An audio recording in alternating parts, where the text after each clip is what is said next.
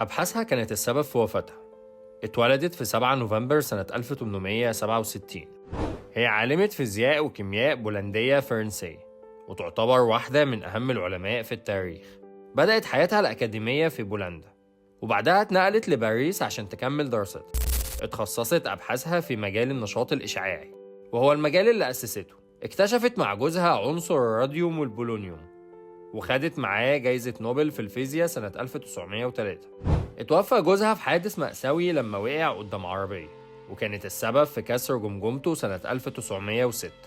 عرضوا عليها وقتها تاخد معاش، ولكنها رفضت وكملت أبحاثها، وخدت جايزة نوبل في الكيمياء سنة 1911، وكانت أول امرأة بتفوز بجايزة نوبل وأول شخص يفوز بيها في مجالين مختلفين.